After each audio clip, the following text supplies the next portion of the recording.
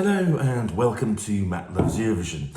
It's my Eurovision 2023 first reflections on the grand final. Please do click on the subscribe button, ring that notification bell and like, share and comment below.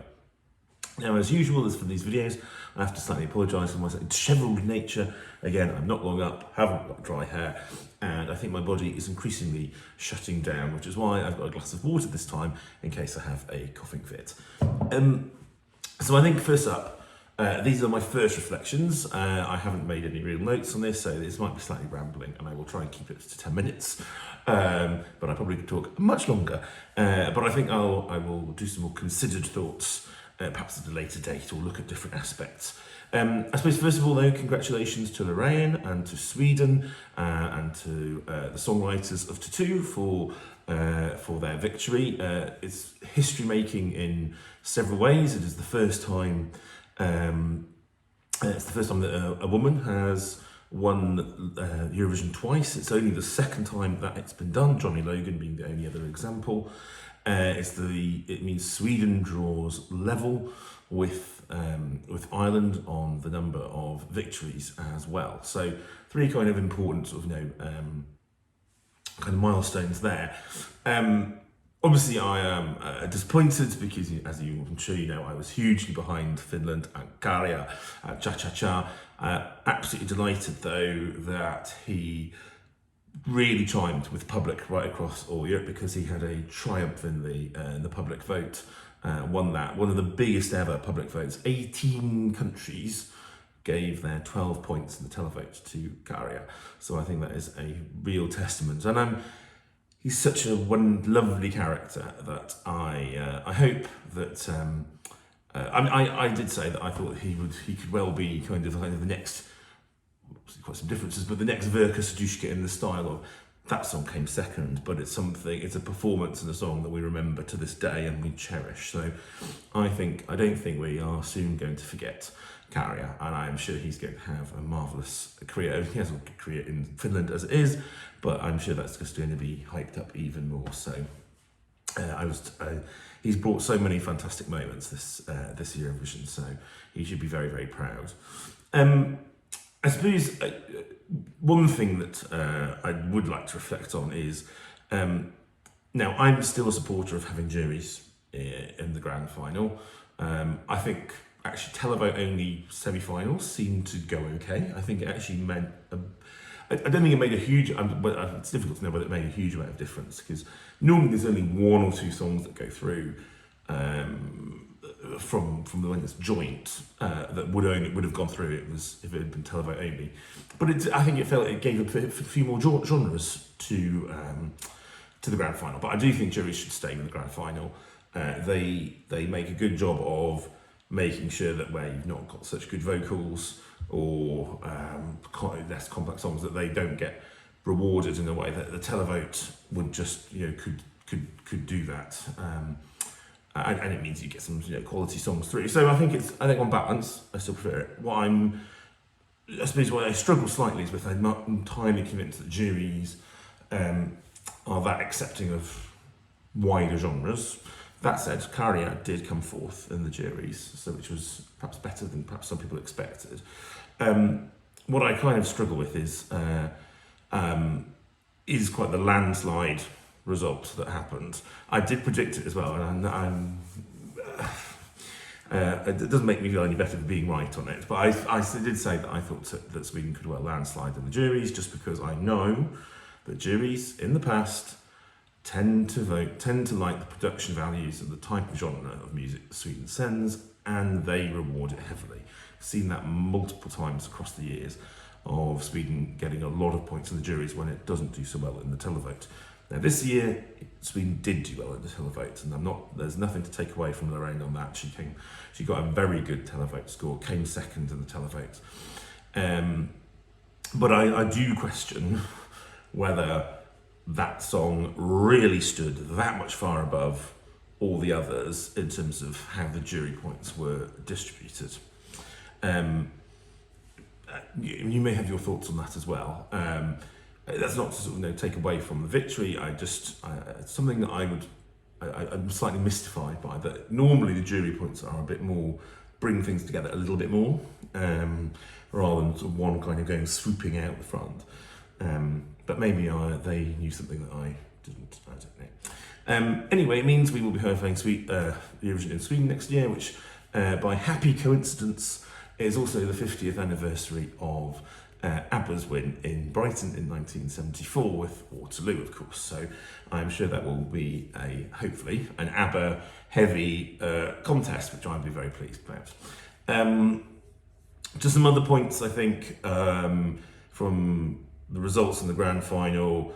So the UK, it kind of came similar to where I thought it might do. It was just one of those songs that people loved. People loved May. She's done great. Difficult to translate it to a live performance on a stage from the type of honours, and I think that probably showed.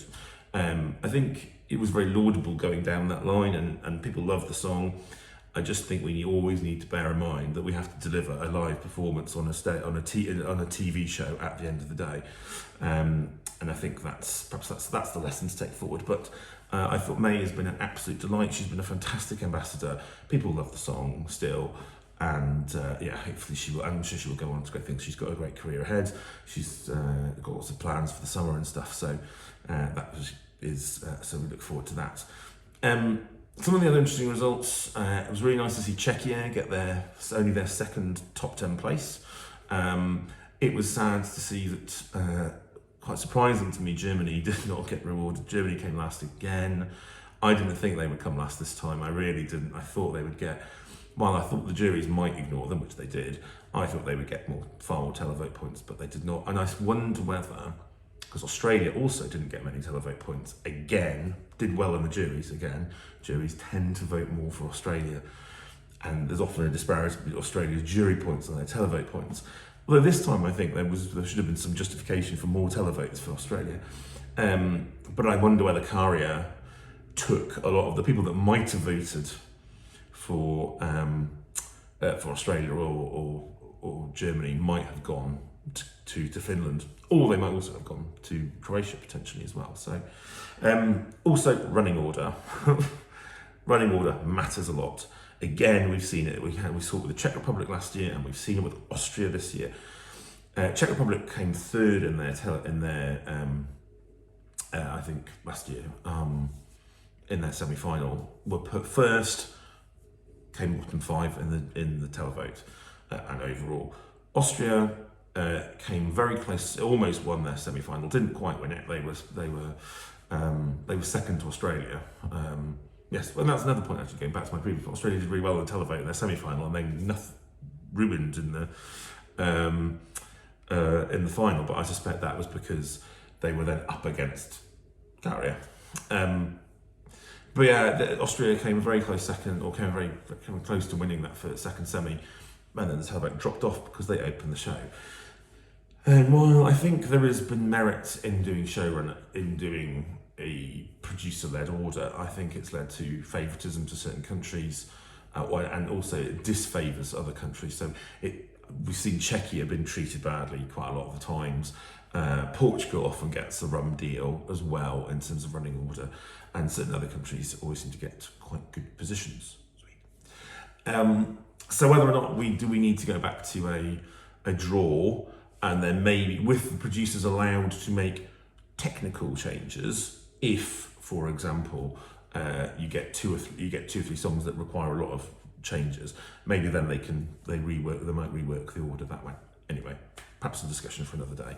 And finally, because I know I'm rambling, the really big winners, I feel, have been the organisers. Liverpool have so embraced the contest. They've embraced the fact that we were hosting on behalf of Ukraine, and I hope people in Ukraine feel that we've done that justice.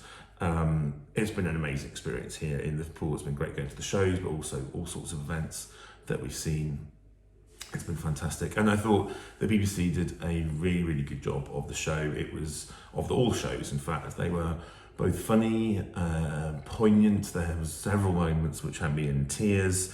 In the final in particular, was that was at the end of the Liverpool songbook, when Duncan Lawrence was doing "You Will Never Walk Alone," and then all of the past Eurovision stars plus the hosts come onto stage and with the dancers. It was just a very, very beautiful moment, and then interspersed with cuts to Ruslana and Ukrainian people in Kyiv at the same time. So yeah, I thought they did a fantastic job. I always knew, I just thought, I knew the BBC could do a really good job at it, and also the fact that the AJ fan club has done a really good job, of Euro Club as well. The whole thing has just been a really great event and great sort of a festival, really, and really has been sort of led to, has been united by music. So lots of fond memories to look back on, even if we can, those last sort of 30 minutes that kind of suddenly define everything. But if you look back, it has been an amazing experience and time. So I think I'll leave that there for now. I'm sure there's far more that I've got to say, that I've got to and could say.